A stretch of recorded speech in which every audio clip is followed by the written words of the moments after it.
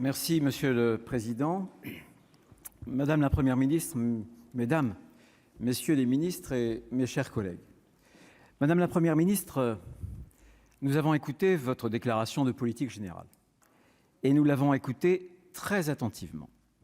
Non seulement parce que vous avez su habilement flatter notre patriotisme sénatorial, mais aussi parce que rarement un tel exercice aura aussi bien porté son nom.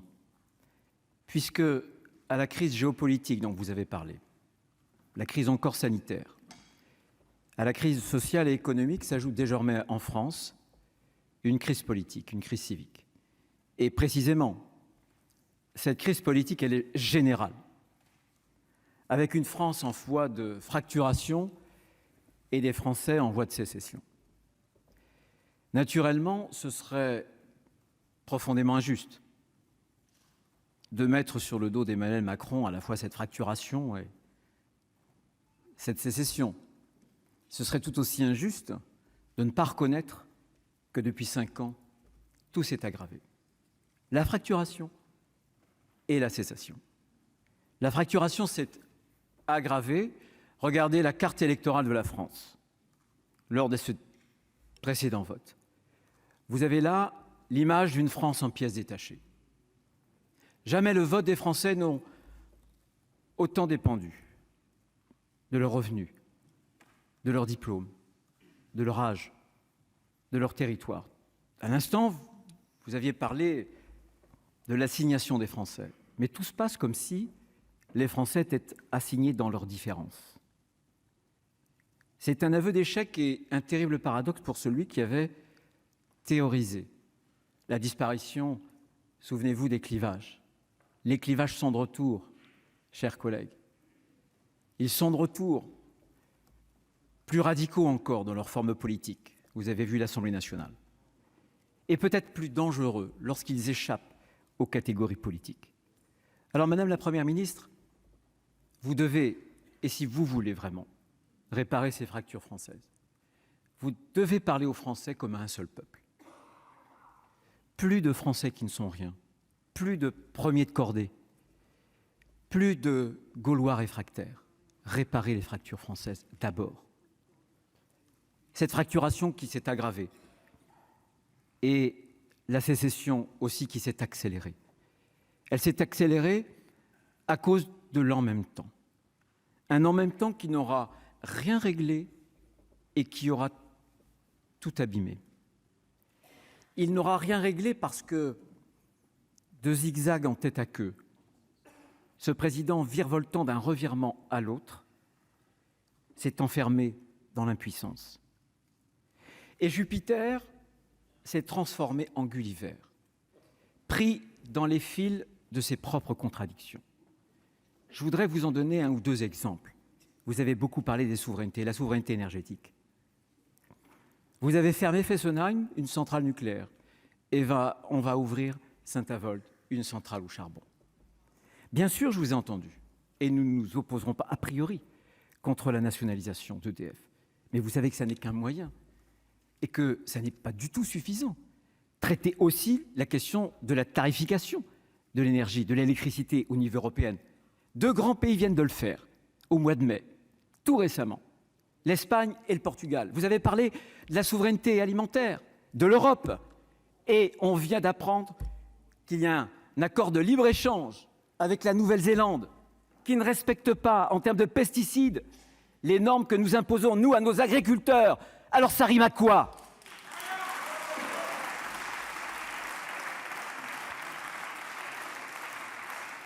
Madame la Première ministre, vous voulez, sans avoir pu solliciter la confiance à l'Assemblée nationale, mais vous voulez retrouver, vous avez raison, la confiance pour les Français. Si vous souhaitez la retrouver, renoncez à l'en même temps.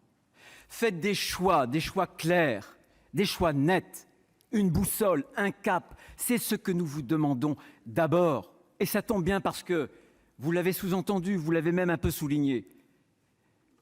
L'époque a changé radicalement. Le président de la République avait parlé d'un tournant avec le retour du tragique. Oui, le retour du tragique, c'est la guerre en Europe. Mais en économie, je cherche votre ministre, mais on l'avait à votre place, si j'ose dire, cet après-midi.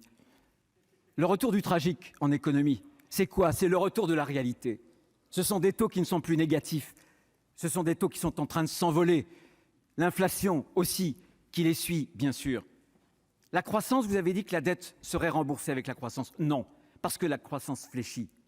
Parce que la parité entre l'euro et le dollar est en train, là aussi, de s'effondrer, renchérissant l'inflation importée, bien évidemment.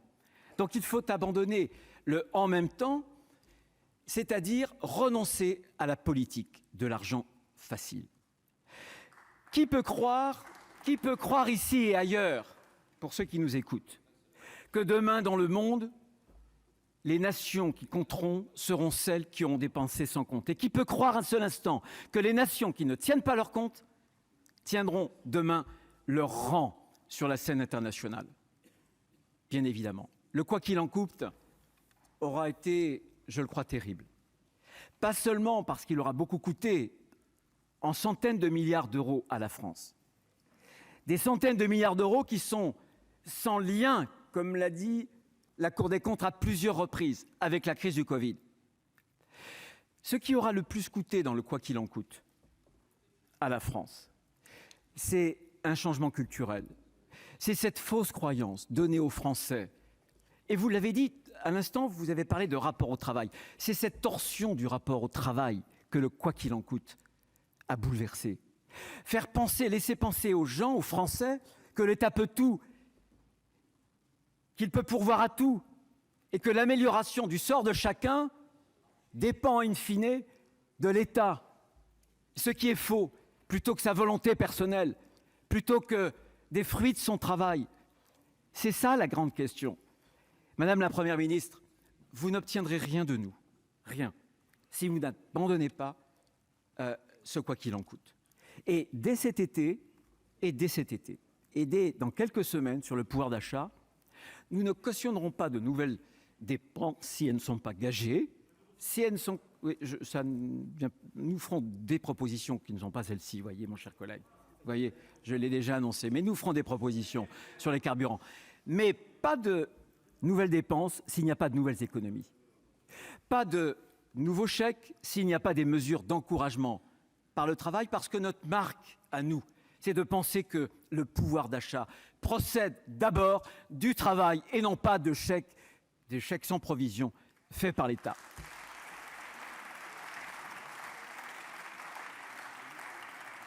Et d'ailleurs, comment pensez-vous lutter contre l'inflation avec une politique inflationniste, avec des dépenses de l'État qui n'ont d'autre objectif finalement que de subventionner des emplois étrangers? Sur 100 € d'une dépense de l'État, vous le savez, 62 € sont dépensés sur des produits importés et vont en réalité engraisser l'emploi à l'étranger, en dehors de notre pays. C'est la raison pour laquelle nous voulons des économies et nous voulons plus de travail. Renoncer au quoi qu'il en coûte, c'est réformer vraiment. Et vous avez raison. Et nous vous suivrons si vous êtes courageuse. Pas seulement à la tribune, mais dans les faits, sur la réforme des retraites. Nous vous suivrons, bien sûr. Parce qu'évidemment, il faut sauver notre régime. Pas seulement pour nous, mais pour nos enfants, pour nos petits-enfants.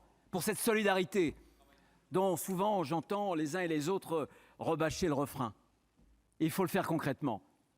Et puis, évidemment, les réformes des services publics.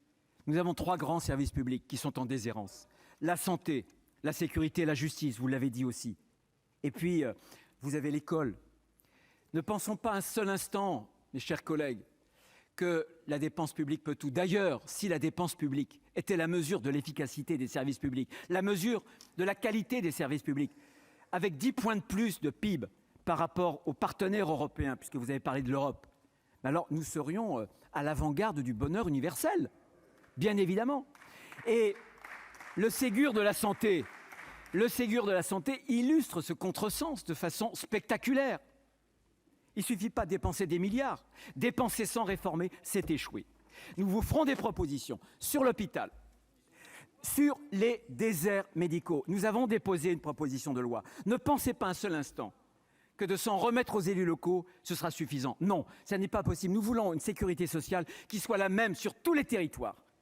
Cette égalité des chances, c'est d'abord l'égalité des chances devant aujourd'hui un service public de la santé qui est un service public à plusieurs vitesses. Vous le savez. le quoi qu'il en coûte. Mais le en même temps, je disais, n'aura rien réglé, mais il aura aussi beaucoup abîmé. Il a abîmé les idées, parce que désormais, tout est interchangeable, parce que désormais, on peut passer d'une conviction à l'autre. Il aura abîmé les fidélités, à force de débauchage, à force de trahison. Vous voyez, je n'ai pas l'intention et je n'ai pas non plus la prétention de penser un seul instant que je détienne la vérité. Je crois que cette période, et vous avez souligné l'abstention, doit nous inciter à la modestie, à l'humilité. Mais j'ai la faiblesse de penser que l'honneur de la politique, madame, c'est la force des convictions. Et je pense que, à l'inverse, le déshonneur de la politique, c'est quand on renie ses engagements, c'est quand on trahit ses convictions. Eh bien, nous ne nous trahirons pas et nous ne nous renierons pas. Il y a ici des collègues qui ont des convictions très différentes des miennes, mais ils ont des convictions et je les respecte profondément parce qu'ils ont ces convictions-là. Et ce que nous voulons, nous, dans la méthode de travail que vous appelez nouvelle, c'est parler clair. Et parler clair, c'est vous dire ici, solennellement, devant quelques témoins ce soir, eh bien, que nous ne sommes pas, c'est une confidence macroniste. Nous ne le sommes pas, nous ne le deviendrons pas, nos électeurs ne le sont pas non plus, mais nous sommes patriotes. Nous aimons la France et nous voulons la réussite de notre pays. Ça signifie que notre ligne sera claire et sera exigeante. Ce sera l'intérêt supérieur du pays. Et nous pratiquerons une opposition, bien sûr, mais une opposition d'intérêt général. Vous l'avez souligné, c'est ce que nous avons l'habitude de faire. Vous avez même dit que nous sommes des précurseurs. Oui, nous sommes des précurseurs. Nous avons toujours amendé, nous avons toujours proposé. Et bien souvent, les propositions que nous avons faites sont tombées dans un silence, dans une indifférence parfois même méprisante. Vous avez parlé de la déconjugalisation, je pourrais vous parler aussi de la laïcité, de tant d'autres choses. Eh bien, ces choses-là, oubliées ou tombées justement dans ce silence profond de l'indifférence de certaines ou de certains, eh bien, nous vous les reproposerons précisément. Parler clair aussi, c'est aller à l'essentiel. L'essentiel, c'est la France, c'est les Français. La France qui doit être gouvernée, les Français qui doivent être écoutés. Une France gouvernée, bien sûr que la France, elle est administrée, elle est suradministrée, jusqu'à l'absurdistan, simplifiée, débureaucratisée. C'est la clé de tout, ça ne vous coûtera rien. Ce sera des économies et ça sera pour les Français une planche d'appel pour relever tous les défis que vous avez soulignés ici à cette tribune. Mais si la France est de moins en moins gouvernée, c'est tout simplement parce que la politique de communication s'est substituée à la politique tout court. Même désormais, la diplomatie, même désormais, cher Christian Cambon, la diplomatie s'est réduite à n'être qu'une affaire de propagande politique. Nous voulons une France qui soit gouvernée, nous voulons des Français qui soient réellement écoutés. Écouter les Français, ça signifie revenir aux sources. Revenir aux sources, ça n'est pas vouloir inventer des machins et des bidules plus ou moins participatifs qui bien souvent ne sont que des sessions de rattrapage pour des recalés du suffrage universel. Revenir aux sources, c'est revenir à la Constitution, à l'article 3. La souveraineté nationale appartient au peuple qui l'exerce par ses représentants, mais aussi par la voie du référendum. Il n'y a pas besoin, justement, de Conseil national de la refondation. La France a des institutions pour réformer.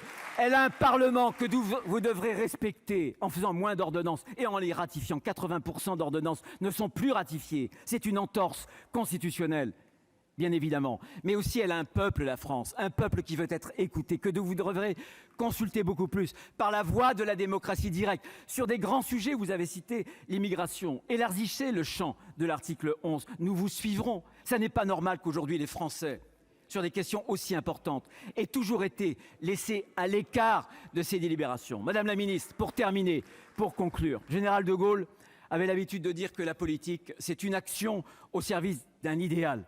Vous nous proposez une majorité de projets. Ça ne fait pas un idéal.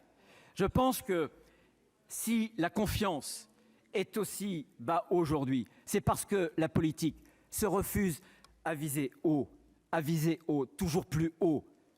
Eh bien, et je m'adresse non plus à la Première ministre, si vous me le permettez, mais à Elisabeth Borne. J'ai entendu certains qui indiquaient que vous aviez un profil trop technocratique, pas assez politique. Vous voulez que je vous dise ici ?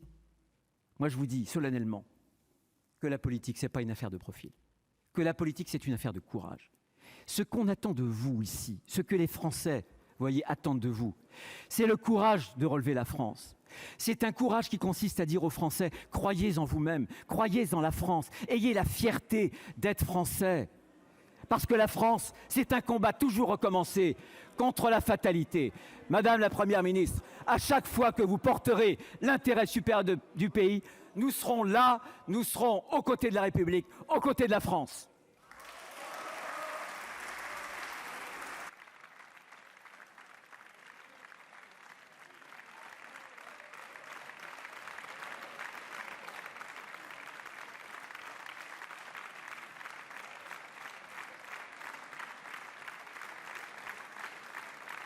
Parole